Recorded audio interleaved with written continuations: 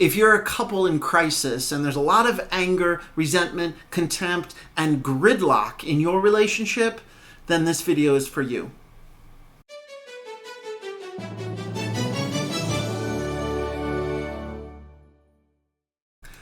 Hi, I'm Alan Robarge, an attachment-focused psychotherapist and a relationship educator, and I like to talk about how to heal attachment injuries and improve our relationships. And this particular video is for couples, for anyone who's in a relationship where you're having a rather difficult, bumpy struggle of a time, and that the relationship is not going well, lots of arguing, lots of gridlock, meaning cannot move left, cannot move right. And there's this reoccurring argument, a reoccurring tension and anger that boils up on a regular basis. Now, there might be one partner, one person who appears to be the more angry one, but mostly oftentimes, we're equally angry. We show it differently. We project it differently. Some of us are a bit more passive or covert about how our anger shows up, how our resentment shows up. And then also there are some of us who we really struggle to contain our frustration and our anger, and it bubbles up very easily. We have a short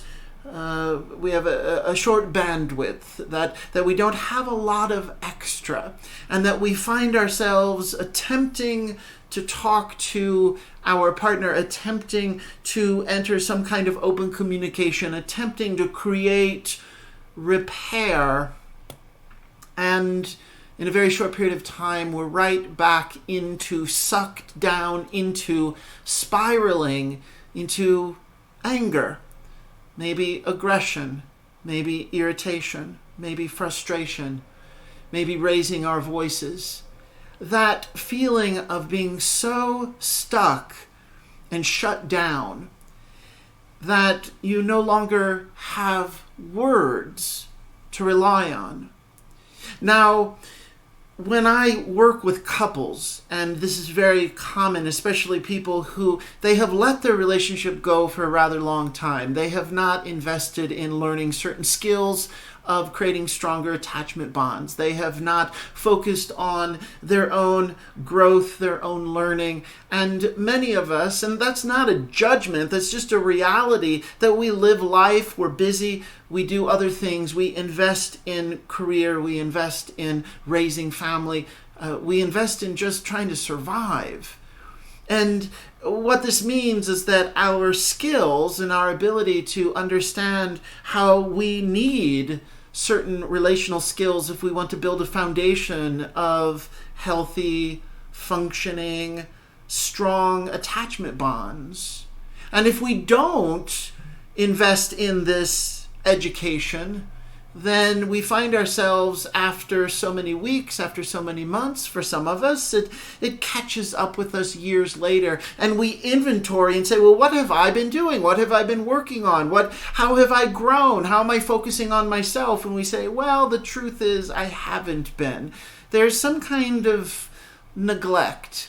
There's a kind of almost ridiculous, silly idea, and it links to romantic narrative. And the romantic narrative is this collective script, this collective story, this collective idea that comes from many cultures, and we're just going to say it's folded into most cultures or dominant culture. And this romantic narrative assumes that there's some kind of informed knowing when you meet someone, when you're in relationship, and that the connection, the bond, the attraction is almost mystical, is almost magical. For some of us, we assign a meaning over top of that, and we say, well, and it's divine. The heavens, the stars have all aligned. And if we believe in this romantic narrative that tells us that we're just with a really important, special person, and we are going to be able to make this work and build relationship? And how? The question is how. How are we going to have these magical skills all of a sudden? And the romantic narrative says you're just going to know. We're not going to explain it. We're not going to name what you need to know. There's just this assumption that when you have the right person, the right connection, the right time in your life, and that you are so in sync with each other that you're going to somehow, almost magically, have been afforded an ease of relating, a skill set, a know-how, a consciousness, a relationship consciousness. Not by right of having educated yourself, not by right of needing to developmentally evolve and mature and grow from your history, not by right of realizing that this is a rather slow process of unfolding, and it's only through experience do we continually grow and evolve, and we look back 3 years later and say, wow, I just did not know anything. And we look back 5 years later and say, I thought I knew some things and I guess I didn't. Wow, I'm just so constantly learning all the time. But for many of us, we sidestep, we overlook the fact that we really don't know that much about relationships. And yet we move forward and we try to build significant connections, significant bonds, strong, powerful relationships that we are going to build our life and bet our future on. And within a rather short period of time, usually it doesn't take long to realize you're at a place where you say, this is not working, and we are stuck. And what confuses us is that we rather quickly want to dismiss how stuck we are by saying, but I love them, but we love each other, which might be true, maybe in your situation, maybe it's not true, but many of us, we say, well, we do have a solid connection in the sense that we value each other, we want to be close, we just don't know how to get close. And the closer we get, and here's where my work comes in, the focus, the closer we get, the more we practice intimacy, the more we practice sharing, revealing, opening to our vulnerabilities. All of a sudden we don't feel safe. That is so exposing. That is frightening, in fact. It's the opposite of comfort and ease. It is the opposite of a relationship that gives you a sense of keep going, move forward, you are safe. And many times it's not so much about the other person if they are not safe, and if the person you've chosen is not safe, well, that's a different kind of video, and maybe moving in the direction of you have some abuse dynamics in your life. And that's not what I'm talking about here. I'm talking about our own internal discomfort with vulnerability and intimacy, and where my work comes in is that is the intersection, that is the place where attachment trauma gets activated and triggered. It is also the vehicle that has created our attachment wounds. And what do I mean by vehicle? It's that in the context of relationship, the disconnect, the hurt, the wound, the injury, the being ignored, the being mistreated, the being undervalued with others, with people, with family, with past partners, that you were disregarded. And maybe not all of you, maybe your partner, your family values a lot of who you are. But there's a very fundamental aspect of who you are. Your emotional self, your emotional life, your inner world. What's going on inside of you, your feelings, your thoughts, your aspirations, your dreams, your reflections. It's how you feel about how you feel. we would use the word meta thinking is thinking about thinking. Meditation is observing our thoughts. And this cultivates, this nurtures an observer self. And it's this observer self that is beyond, goes beyond externally what's happening, the events, the chronology, the interactions. You said this, I said this, that person said this. And we're more looking at the interpersonal and intrapersonal, internally what's going on inside of you, interpersonal what's going on between you and another person, and relationship, depth, having depth. And some people don't want depth. If you're watching this video, and then maybe it's not for you, because my approach, my need, the necessity for better relating in our life requires valuing some aspect of depth. And all that means is a willingness, a curiosity to ask ourselves how things work. Ask ourselves what's really going on beneath the surface. And to know that there are not a lot of simple answers. There are many layers. And the complexity is that when we really move into the experience of our partner, and we really move into our own internal experience, and we look at our biases and our judgments and how we're assigning meaning, we're misassigning meaning to interactions, assigning judgments to our partner's behavior, believing that our behaviors and our communication are delivering a particular meaning or intention or invitation, when in fact it's not landing. Your partner's not picking up on it, not because they're inadequate or lacking, which is sometimes what we like to think. And maybe they are. Maybe sometimes, we're all ignorant. We're all clueless at times. We're all operating on autopilot. We're all checked out. We're all distracted by the stresses of life and survival and money and home and family and health. And within all of that, we're trying to show up and be present. And we're rarely present for ourselves, let alone to be able to sit down and dinner, look into the eyes of the person you're with, and offer some curiosity about all of their struggles and their challenges and their obstacles to connecting with you, in a way that's not judgmental, but in a way that we acknowledge, well, this is what we signed up for. This is relationship. We will miscommunicate. We will misunderstand. We will be disappointed in each other and ourselves and with life. And to what degree are we then going to project that or hold the other accountable for that collective sense of disappointment?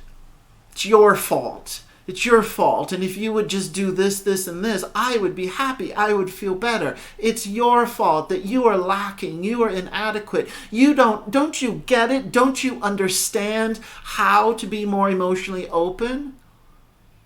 Or don't you understand how to take a break from being emotionally open? And always needing to focus? Hear these words, always, the words never.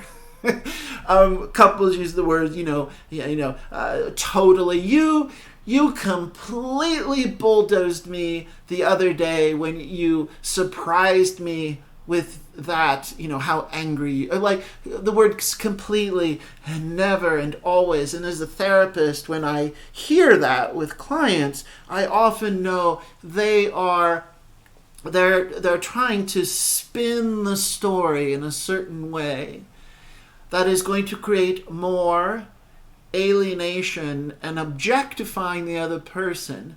And we are making our case, in this example with clients, they're making the case that the other partner has just so completely failed and they cannot handle or manage the failure. And this video, when I started talking about this depth of anger that comes up, and it creates a gridlock. And this happens a lot in couples counseling, that a couple shows up and they're really prickly.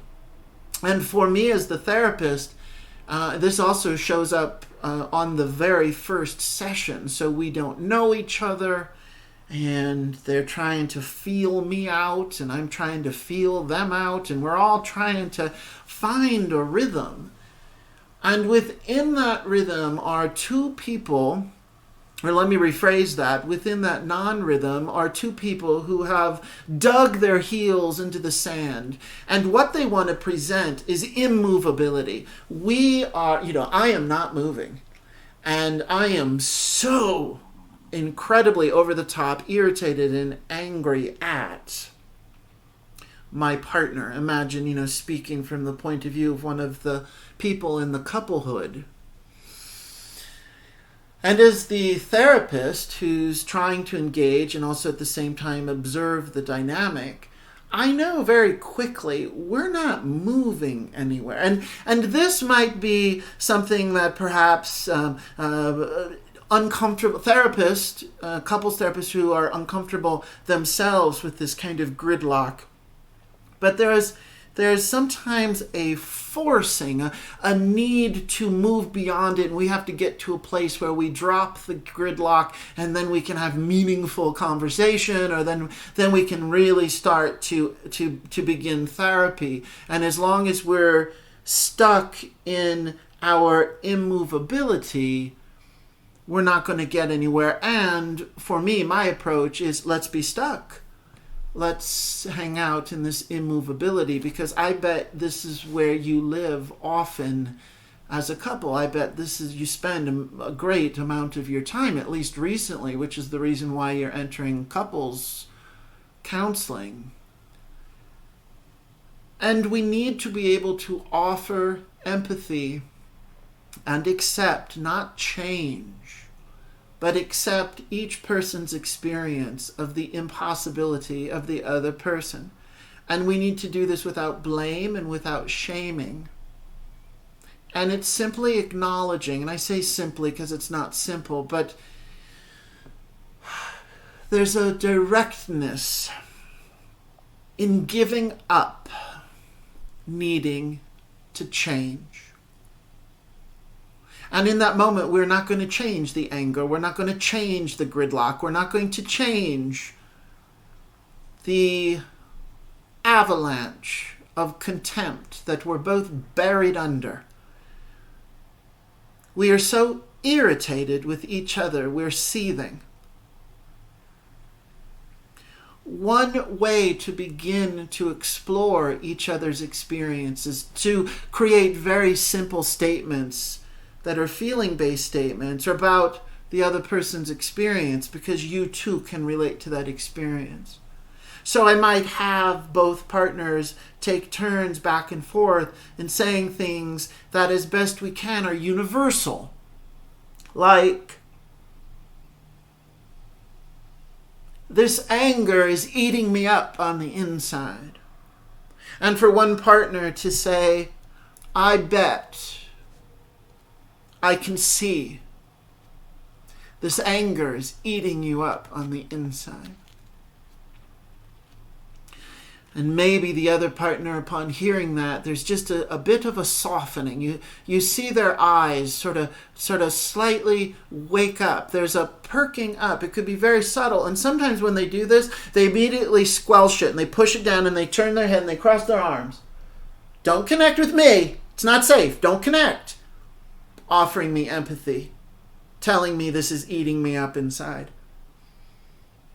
And sometimes in that moment there is a return to the broken record. And forgive me for saying it like this. I don't mean it in a pejorative way. It's what we all do. It's a returning to barking each other's complaints. It's not really communicating. It's not designed to give feedback. It's not asking for help. It's an ongoing commentary that goes beyond complaining, because it is laced with anger, it's laced with contempt, it's laced with resentment. And it's coming from this place that this is so unworkable. And I am just going to keep reminding you how you have made it unworkable. So if one partner says, I know this anger is eating you up on the inside, the other partner might, in a brief second, and sometimes I see it as a therapist, I see they might turn their body closer to their partner. There's a break in the cadence. They're not speaking as quickly.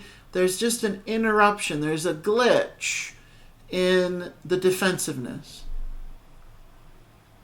And then I might ask that partner who heard that and say, what did it feel like? And they will not mention that it got through to them. What they'll say is, I don't believe it. I don't believe it. They've said it before. I don't trust. And we're still back at this defensive place. Something we might say, I might coach the other partner to respond. I might give suggestions, and we might say something like, you have a very strong protector within you. It is helping you protect yourself. It comes across as guarded. You're not very open. You're shut down. But I can see it's almost like you have a warrior spirit. And you are just, that part of you that's protecting you has taken over and just will not allow you to get hurt again. You're not going to get hurt today. You're not going to get hurt tomorrow. You've been hurt for way too long. And all you can do is fortify the wall. And we might say the partner who's sharing this experience, the best thing to do, find a shared experience and to say, I do the same thing.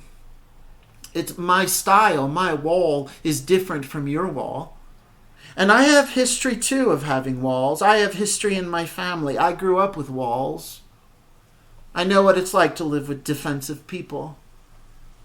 It's one reason why it's so hard for me to see you in this state. Because I do have this history of irritated, grumpy, cranky. It's that walking on eggshells feeling. And it creates this incredible internal dissonance around need and want, and also pulling back in protection. And don't get involved, but I want to get involved. Don't get involved. I want to reach out. Don't reach out. I'd like to offer something that feels kind or supportive, but I'm going to get my hand bitten off by the protective, angry dog at the wall that you're presenting. And we might then also reveal our own response to that. Is when I when I bang my head up against your wall, when I run into the wall, when I run into the barbed wire and the spikes and the prickliness of how we belittle each other. And it's hurtful, and I know it's hurtful to you, and I do the same thing. And when I'm met by your wall and I feel so shut out and shut down, I lose energy. I lose sense of joy or being able to rely on any sense. The word here is agency. Agency is like, I can do something. I can respond. I'm gonna show up. The opposite of agency is just complete inaction, passivity, shut down, and ignoring. So I see your anger. I see your prickliness. I see your wall of impenetrable, no access, guardedness. And when I experience that, when it comes with some aggression and contempt, and we're saying negative things about each other that are actually very hurtful and deteriorating whatever trust we have, and deteriorating any safety that might be left, and deteriorating the compassion and empathy that we once had for each other, or that we attempted to have. I implode into myself. And in that moment, I disappear. And so you're stuck behind the wall, maybe throwing some bombs over the wall.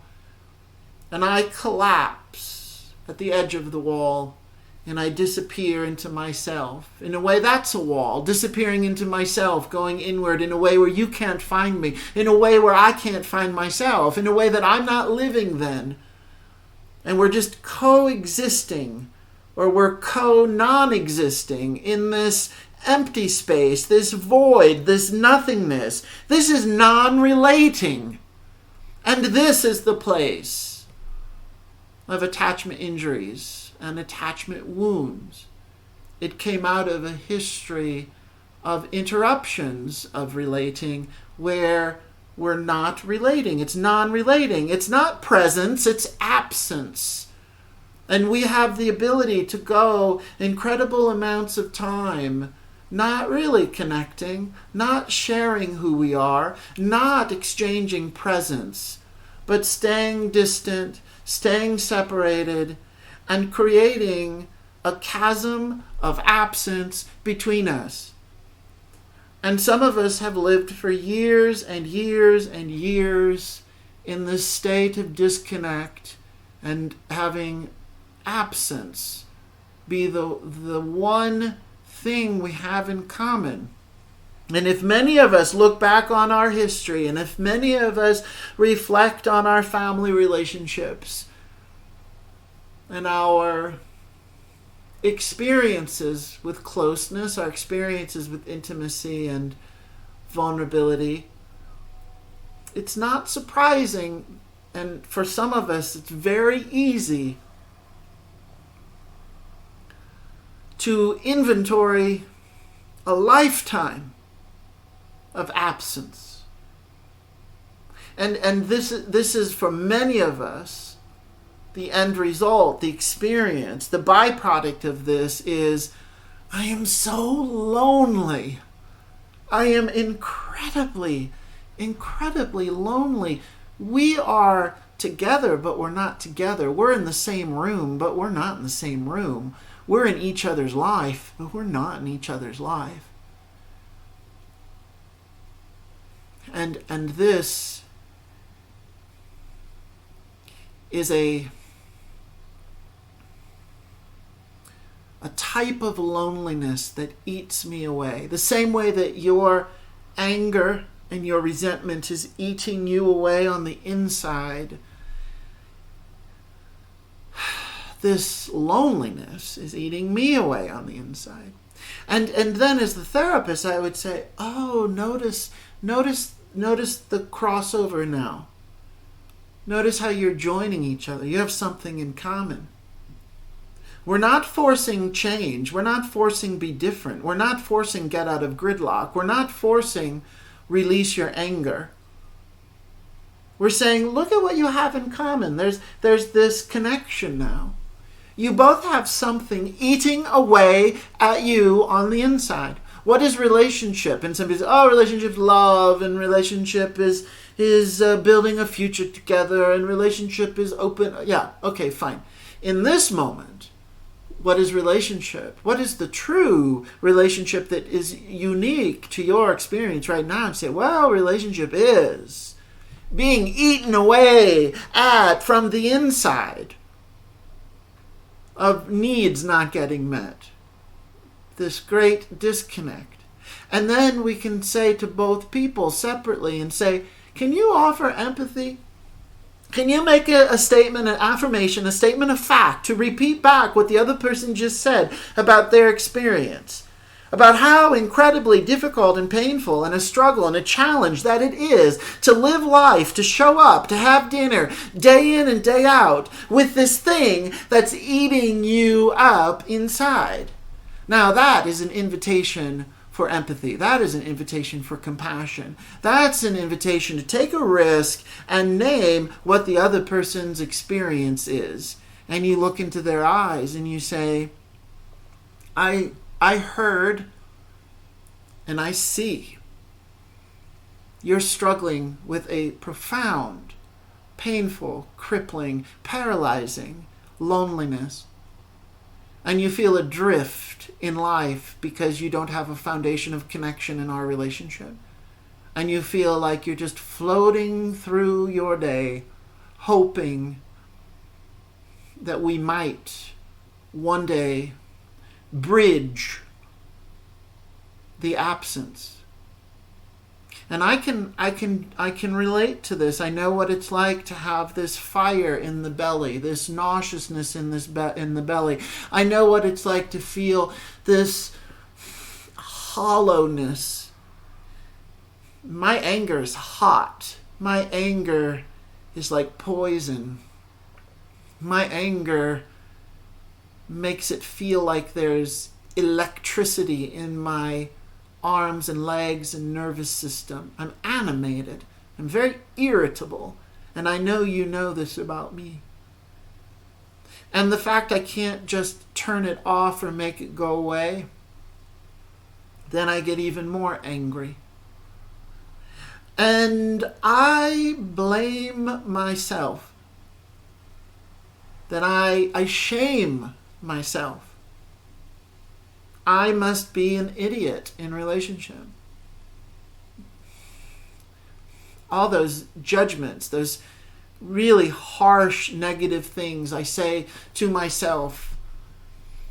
Why can't I move beyond this wall? Why can't I connect with you? Why can't I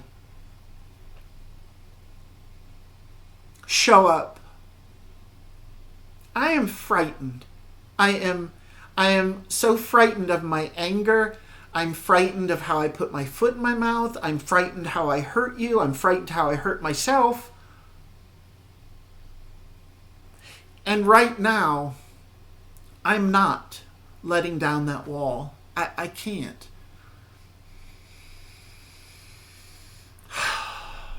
And I, as the therapist, would look to the other partner and say, please repeat back what you just heard. Don't put spin on it. Don't interpret it.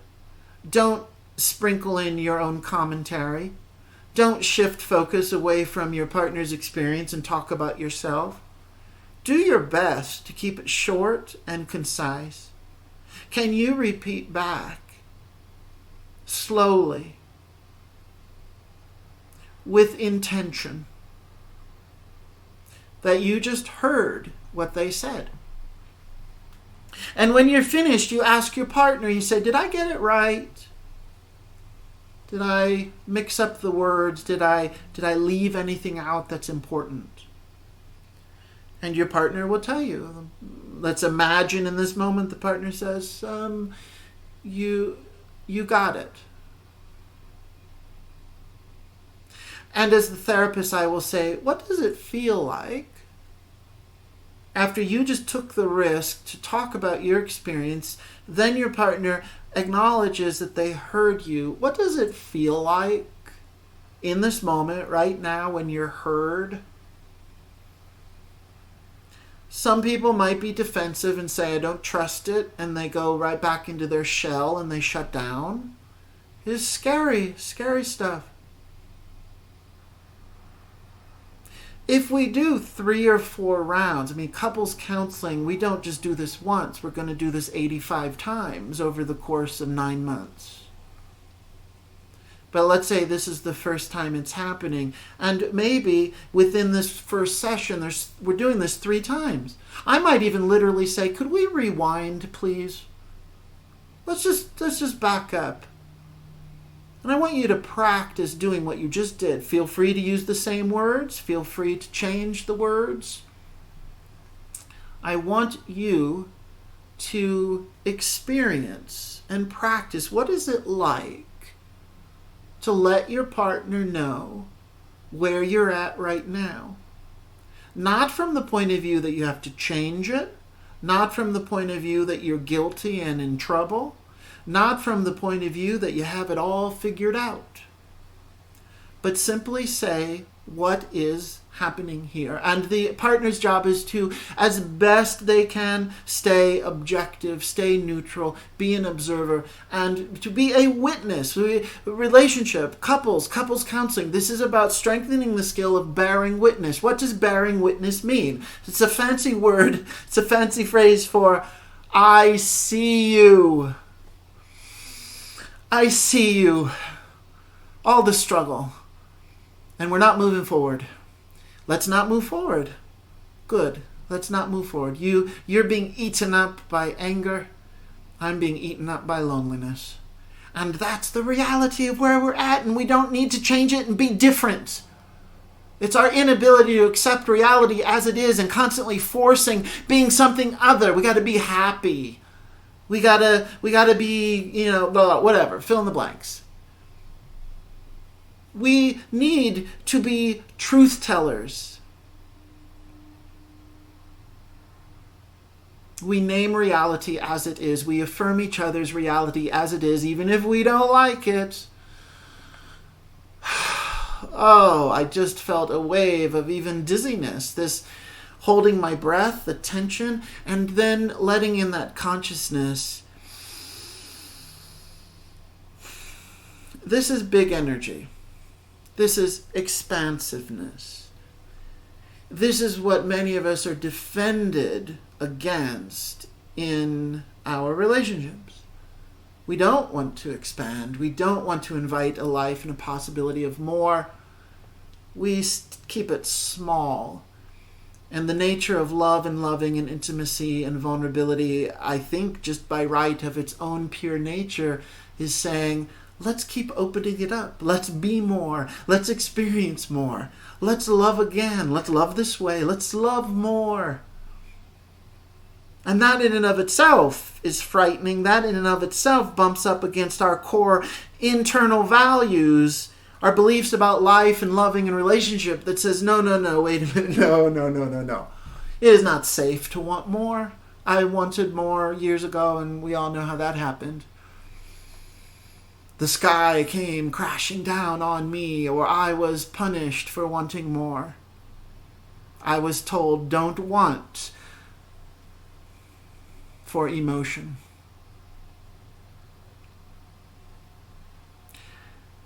And when in this session with a couple, and they repeat this process, maybe by the third time, I get to see, as the therapist, as the observer, their body language. They turn towards each other. And the rhythm shifts. It's not as staccato. It's not as percussive. It becomes not, now don't get me wrong, not very long. They're still really irritated with each other. But in that moment, it's lyrical. It has a bit of a lilt. And it's that lyrical lilt that's joining with each other, that's inviting each other in, that's also saying, I'm going to take one step forward. And relationship is often a very easy way to explain.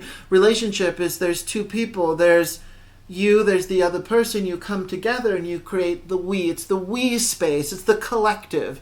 They are other, you are other to them. There's this differentiated, individual, separate experience of life and living that you will never truly know. Always, there's some fundamental aspect of disconnect by right of our own internalized sense of self. But sometimes there's these brief, bright moments, this overlap, and this the romantic narrative has usurped and exploited, and it's what we call becoming one. We will become one, and that's a bunch of crap too. I mean, that's gonna mess you up for years if you think the goal is to manufacture and be one the majority of the time. And instead, what we might say is, every so often, almost without you doing anything, you can't control it, you're going to have these moments, these experiences of a we experience, a collective connection where your ego boundaries are going to melt and you might not feel as completely differentiated or individualized, and in fact you have a now shared experience that for a few minutes, maybe for an afternoon, maybe when having sex and making love, that you're just going to notice, wow, we are a we.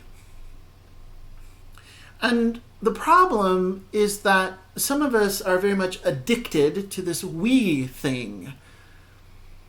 We believe that the we is better and that we're striving for that.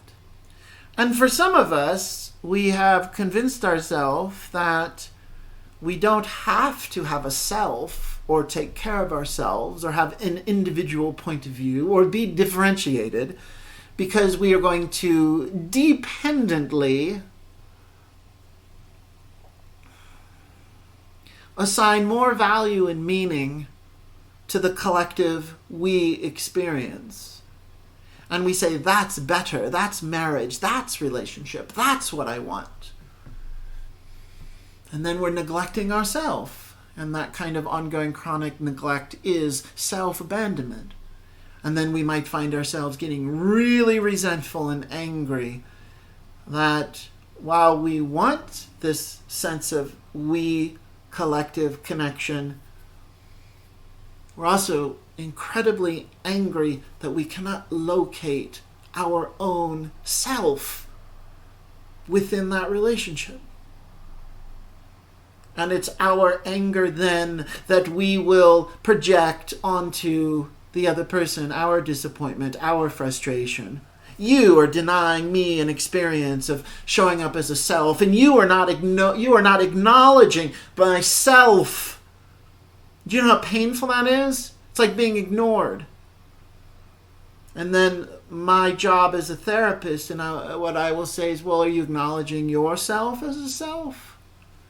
When you overvalue and prioritize a collective experience of becoming one and merging and melting into the we shared experience, and you don't nurture and cultivate your own point of view and your own life and your own boundaries, and in fact over time you betray yourself, you hurt yourself, and you blame the other person for what you're doing or incapable of upholding for yourself, upholding a self-experience that exists regardless if another person sees it or not, regardless if another person loves it or not, regardless if another person congratulates you for it or not.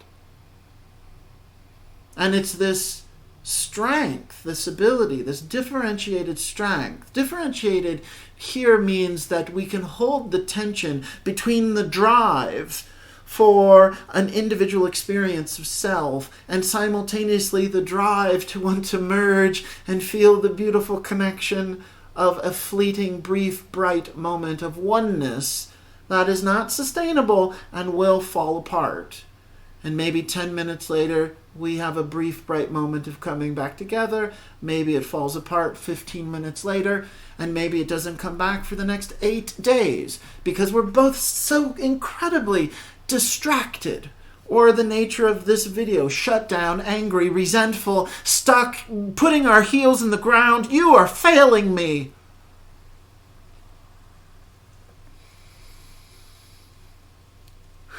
And we struggle to also be able to admit and reveal to ourselves or even to the other person that we're failing ourselves too. And then as the therapist, I would interject here and say, this is great. This is wonderful. You both are failing yourself and you're failing each other. You're disconnecting from your own experience and then you're disconnecting from each other. And you're telling each other that you're both inadequate and you're both failing each other. You're both not getting your needs met. I mean, this is great. What's great about it? Again, it's that seeing the shared experience. The shared experience doesn't need to be lovely, feel good, and happy. The shared experience is where do the paths cross? And you're able to mirror to each other, I know you because I know myself in the same way. I don't take care of myself. I'm failing myself. I'm failing to show up and to nurture my own sense of individuality. And I'm putting so much emphasis on this relationship is to give my life meaning. And I don't have meaning in other places. And as the therapist, I'd say, this is so nice that you both know what it's like to be eaten up on the inside and have your nauseous stomach be all upset because you're not getting your needs met. And you know what it's like to have this real honest moment of exhaling, this real honest moment of taking some accountability for failing yourself and then realizing, well, you're doing the same thing, you're failing the other person in relationship. I was like, wow, that's honest. And that honesty is an invitation to see each other, to know each other, before it evaporates and goes away. And then you're right back to the gridlock. You're right back where you started. And this is a process.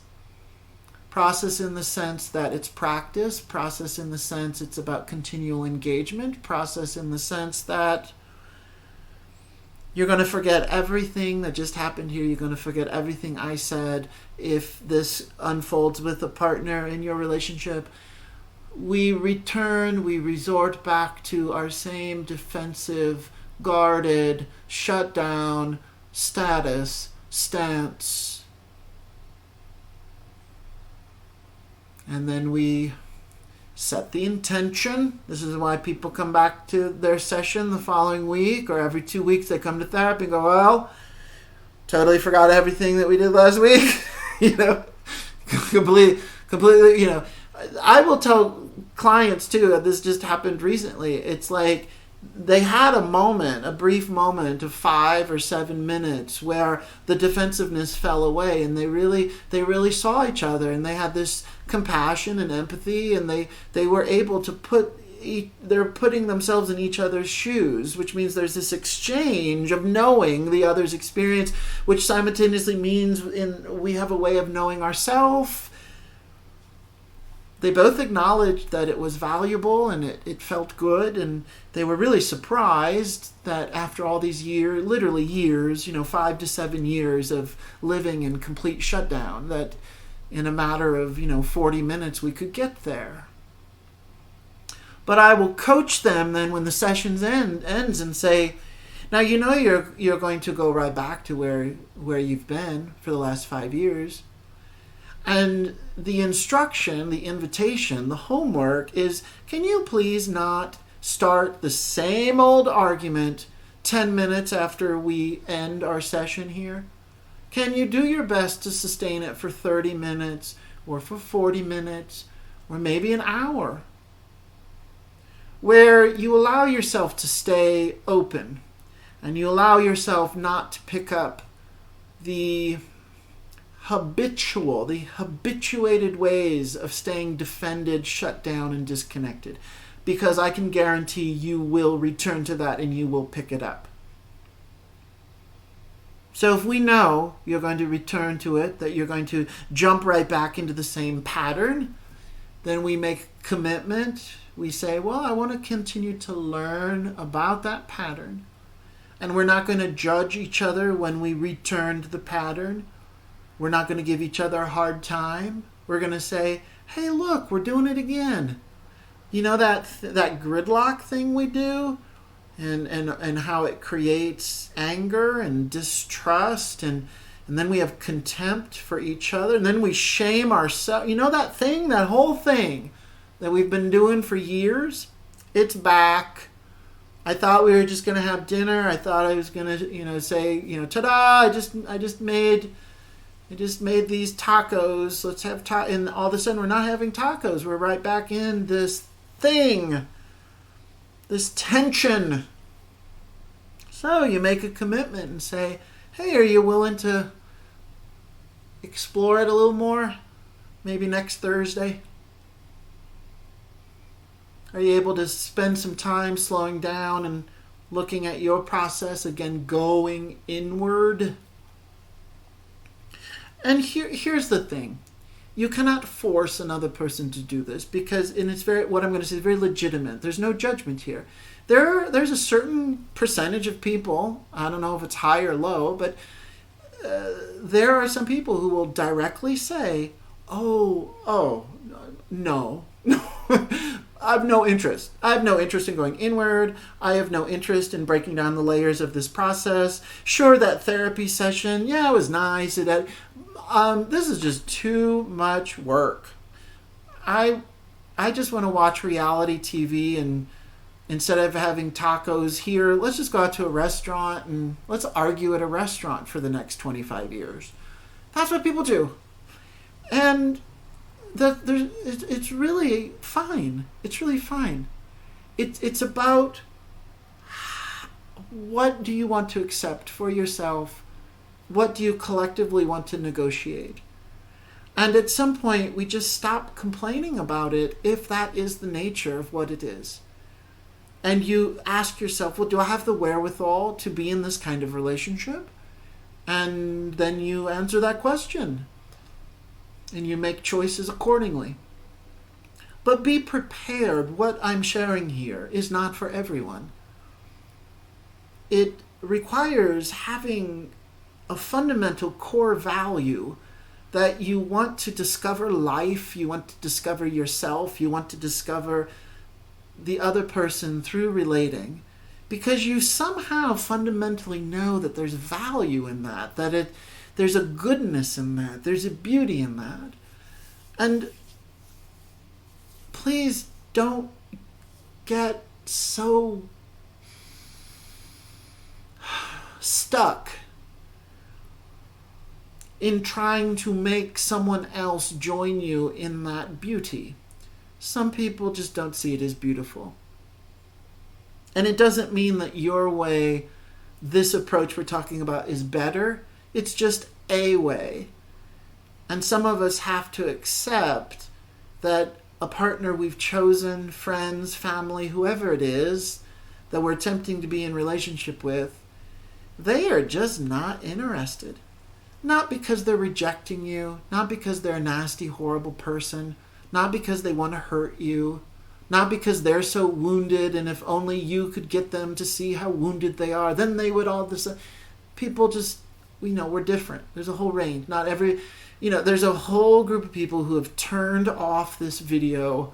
Let's see, I'm almost at an hour. So, 52 minutes ago, we lost 75% of the people watching this video.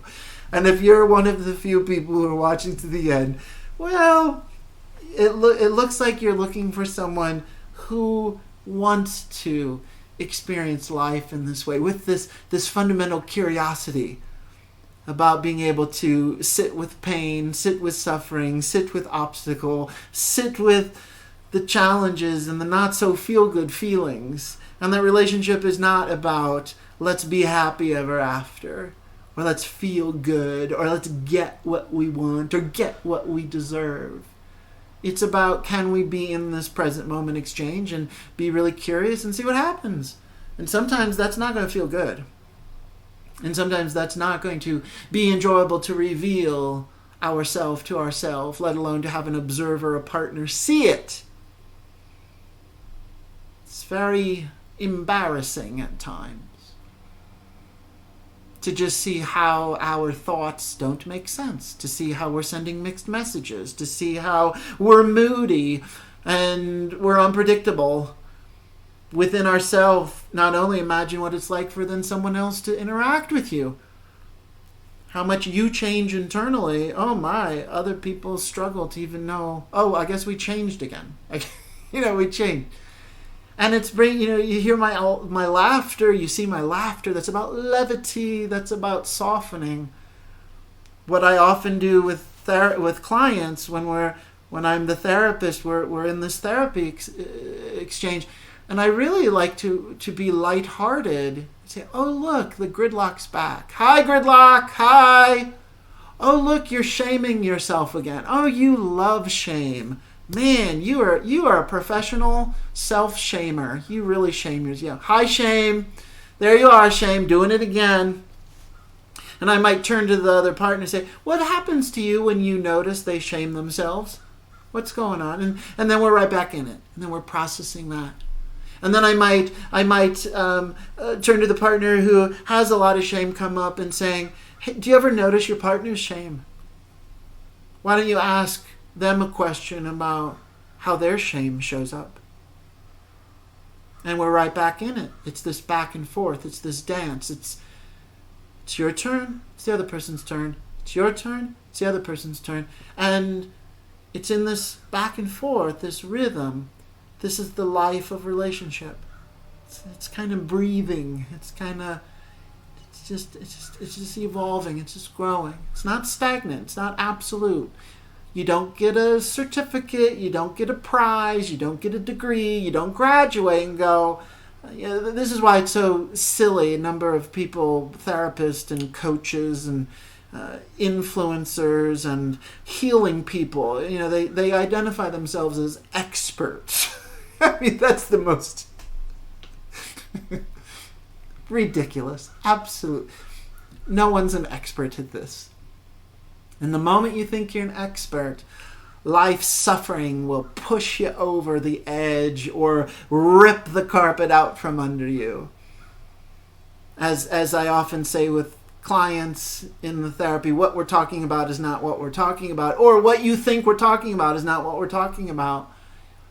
There are layers of the unknown and the unsaid that we're waiting to see if they bubble up.